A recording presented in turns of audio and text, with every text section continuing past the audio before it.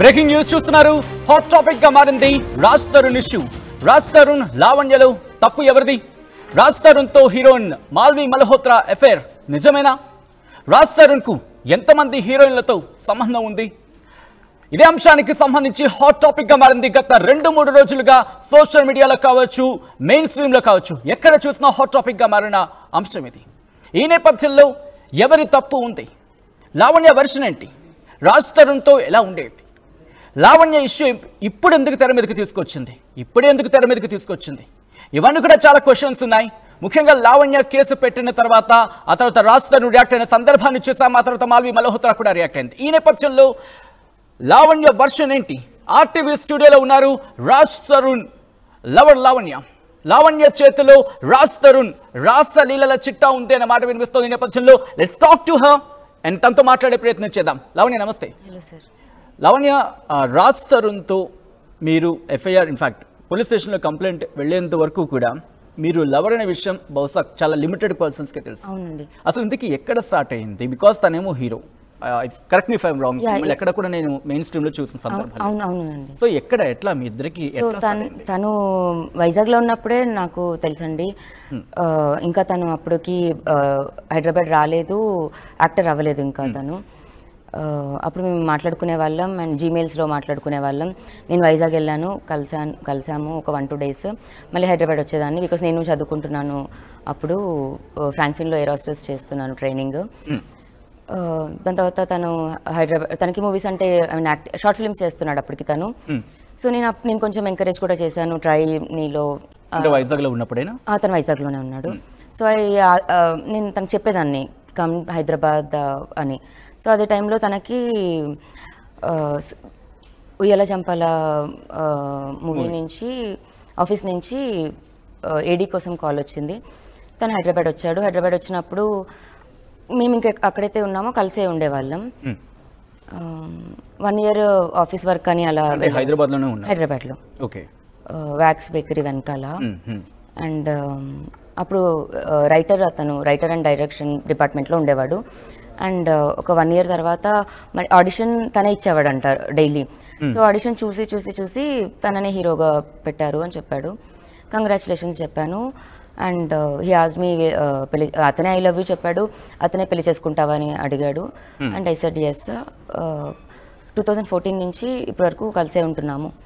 And prison నుంచి నేను బయటకు వచ్చే 2 days ముందు తను ఇల్లు వదిలేసి వెళ్ళిపోయాడు. సో 2014 నుంచి మీరు కలిసి ఉన్నాము. సో అప్పటి నుంచి ఇఫ్ ఐమ్ 2017 or 19 అప్పటి వరకు కలిసి ఉన్నాము, ఆ తర్వాత మేము కలిసి లేమంటున్నాడు. లేదండి, కలిసే ఉన్నాము. ఇప్పుడు మిస్టేక్స్ అందరూ చేస్తారు, కాకపోతే విడిపోతామని అయితే ఎవరు అనుకోరు కదా. నేను అనుకోలేదు. తనవి ఎన్ని మిస్టేక్స్ ఉన్నా నేను అలాగే లోపల పెట్టుకునే ఉన్నాను. మరి ఎఫ్ఐఆర్ గురించే చెప్పాలంటే ఎప్పుడో వచ్చేదాన్ని బయటికి. నేను వదిలేస్తున్నాడు అన్న దగ్గర ఇంకొచ్చాను. ఇప్పుడు తన మిస్టేక్స్ అంటే ఎట్లాంటి మిస్టేక్స్ మీకు? అంటే జనరల్గా ఇప్పుడు ఏ కపుల్ మధ్యలో అయినా సరే అండి, గొడవలైనా మిస్టేక్స్ అయినా ఏదున్నా సరే వదిలేయాలి లేకపోతే అన్నది ఎప్పుడూ లేదు, నాకైనా సరే తనకైనా సరే. మరి తనకి ఇప్పుడు ఎందుకు వచ్చిందో మరి తెలీదు. 2014లో మీ రిలేషన్ స్టార్ట్ అయిందని ఎలా ఉండింది? స్టార్టింగ్ డేస్లో ఎలా ఉండేది? అండ్ తనలో చేంజ్ ఓవర్ మీకు ఎప్పుడు కనిపించింది? చేంజ్ ఓవర్ అన్నప్పుడు అంటే ఇప్పుడు అమ్మాయిల దగ్గర టాపిక్ వచ్చినప్పుడు మాత్రమే నాతో ఇబ్బందిగా ఉండేదండి. అంటే ఎట్లా? ఇప్పుడు ఎవరైనా మా అమ్మాయిలు కనెక్ట్ అవుతుంటారు కదా, అప్పుడే నాతో గొడవలు అవుతూ ఉండేవి, నేను గొడవ పడేదాన్ని. అంటే హీరో కాక ముందా లేకపోతే హీరో అయిన తర్వాత? హీరో అయిన తర్వాతే అండి. హీరో అయిన తర్వాత కూడా మీరు కలిసి ఉన్నారా? How long? ఇప్పటి వరకు. బట్ తనంటుంది అయితే మాత్రం మీరు కలిసి లేము, చాలా రోజులు. ఏం ప్రూవ్ చేయాలండి? బట్ అది కూడా తనే. అదే అండి, ఒకే ఇంట్లోనే ఉన్నాము. ఇంకా ఒకే ఇంట్లో ఉన్నారు. ఒకే ఇంట్లో ఉన్నాము. మీరు అంటే సిచ్యువేషన్స్, మీరు 2014 నుంచి అంత డీప్ లవ్లో ఉన్నారు, మ్యారేజ్ ప్రపోజల్ కూడా చేశారన్నారు. కానీ సో మ్యారేజ్ చేసుకున్న సందర్భాన్ని కూడా మీరు చెప్పారు. May 11th అతని బర్త్డే, నా బర్త్డేనే నాకు మన మ్యారేజ్ డే అవ్వాలి అని అతని నోటి నుంచే వచ్చింది. I said yes. సో గచ్చిబౌలిలో ఎల్లమ్మ టెంపుల్ ఉంది, అక్కడే తాళి కట్టాడు. అండ్ ఫ్యామిలీస్కి చెప్దామన్నాడు. ఒక 3 months తర్వాత 2 ఫ్యామిలీస్కి చెప్పాము. అండ్ కలిసి ఉంటున్నామని తెలుసు, డే 1 నుంచే తెలుసు. అండ్ కొంచెం మనీ అలా సేవ్ చేసుకున్నాక అఫీషియల్గా మంచిగా చేసుకుందాము అన్న ప్లాన్లోనే ఉండింది. సో పెళ్లి చేసుకున్న సందర్భంలో మీ ఇద్దరే ఉన్నారా, ఇంకెవరైనా ఉన్నారా అక్కడ? ఇద్దరమే ఉన్నామండి. మీ ఇద్దరు పెళ్లి చేసుకున్నారు. ఓకే. సో అదొక ప్రామిస్ లాగా మా ఇద్దరికి మాత్రమే. అది కూడా ఇప్పుడు సొసైటీ అన్నో లేకపోతే అంటే రిజిస్టర్ అనే థాట్ ఉండేది. అండ్ ఇలా వదిలేస్తాడు అని కూడా నాకు తెలీదు, ఎప్పుడూ ఆ థాట్ రాలేదు. ఉండుంటే నిజంగానే అతను అన్నట్టు మనీ వేసుకోవడమో లేకపోతే వెనకాల ఏదో వేసుకోవడమో లేదా సేవ్ చేసుకోవడం అన్న చేసుంటే అయినా నిందలు యాక్సెప్ట్ చేసేదాన్ని. సో మ్యారేజ్ అనగానే ఒక లవబుల్ మూమెంట్ ఎవరికైనా సెల్ఫీస్ తీసుకుంటాం. అవును, డెఫినెట్గా మేము అప్పుడు తీసుకోవడం అనేది అయితే జరిగింది.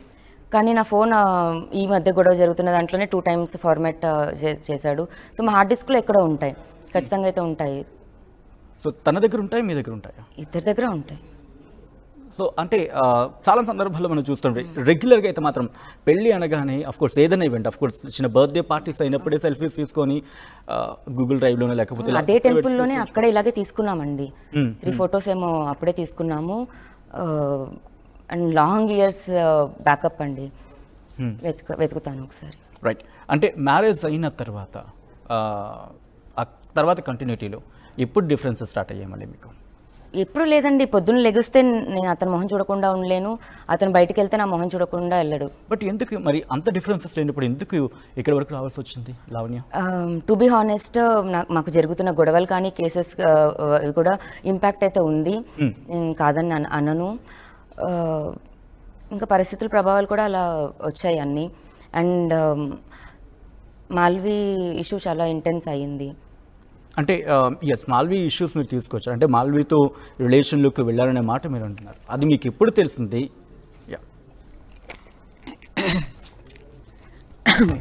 So last year August September టైంలో తెలిసిందండి. సో నేను అక్టోబర్లో ఆ అమ్మాయికి కాంటాక్ట్ అవ్వడం జరిగింది. అంటే అంతకుముందు తనకి ఎవరికి ఉన్నా సరే నేను కాంటాక్ట్ అయ్యేదాన్ని, బికాజ్ నేను బయట ప్రపంచానికి తెలియదు కాబట్టి నేను ఉన్నానని తెలుసా నీకు బికాజ్ అని కాంటాక్ట్ అయ్యేదాన్ని. కొంతమంది అర్థం చేసుకొని కట్ ఆఫ్ అయ్యారు, బట్ మాల్వి కట్ ఆఫ్ అవ్వకుండా నాకు తిరిగి ఛాలెంజ్లు చేసి. అంటే మాల్వి కన్నా ముందు కూడా తనకున్నారా? ఉన్నారండి, ఒక 3. మాతో మాట్లాడారు మీరు ఎప్పుడైనా? సో అంత కంటిన్యూటీ అయినప్పుడు ఎప్పుడైనా సపోజ్ బీయింగ్ గర్ల్ ఫ్రెండ్ కావచ్చు లేకపోతే వైఫ్ కావచ్చు, ఎవరైనా రిలేషన్లో ఉన్నప్పుడు ఆ పర్సన్కి డైరెక్ట్ కాల్ చేయడం కన్నా ఎవరైతే మీరు నమ్ముకున్న పర్సన్కి కాల్ చేస్తారు, ఎప్పుడైనా రాస్తారంటూ ఈ డీటెయిల్స్ గురించి అయ్యేవండి. అంటే ఇప్పుడు వీళ్ళు ఎలా అయితే అబద్ధం చెప్పేవాళ్ళు అవే వచ్చేవి, జస్ట్ ఫ్రెండ్ అంతే, తనకి ఏదో ప్రాబ్లం ఉందంట లేకపోతే ఇదంట అని. సో ఇంకా అప్పుడు నాకు కోపం ఎవరి మీద వస్తుంది, వాళ్ళ మీద వస్తుంది కదా.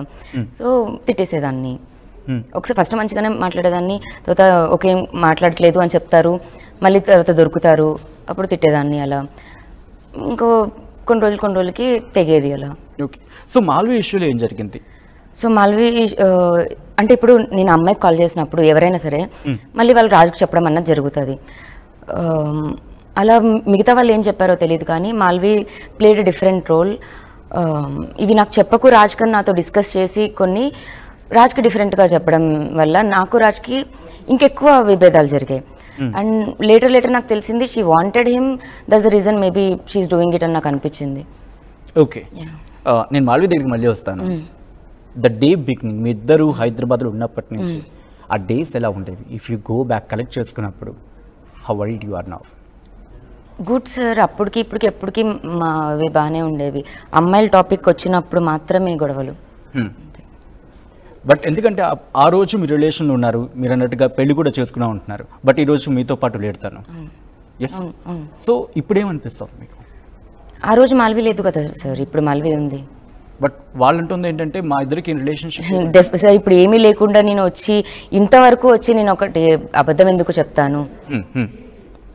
And right. మాల్వి మల్హోత్రా విషయం మీకు అంటే ఏ విషయంలో డౌట్ వచ్చింది? అంటే ఇప్పుడు రాజధానితో మాట్లాడే ప్రయత్నం చేశారా అండి? ఎందుకంటే ఇప్పుడు మనిషి నాకు ఏంటి అన్నది ఇన్ అండ్ అవుట్ చాలా క్లోజ్గా చూసిన మనిషిని. షూటింగ్కి వెళ్ళేసి వచ్చిన తర్వాత మామూలుగా నాకు తెలిసిన రాజ్ తరుణ్ అయితే వస్తాడు, స్నానం చేస్తాడు, ల్యాప్టాప్ పెట్టుకొని సిరీస్ ఏదో చూస్తాడు, తింటాడు, పడుకుంటాడు. అది కాకుండా రొటీన్ జరిగేది కాకుండా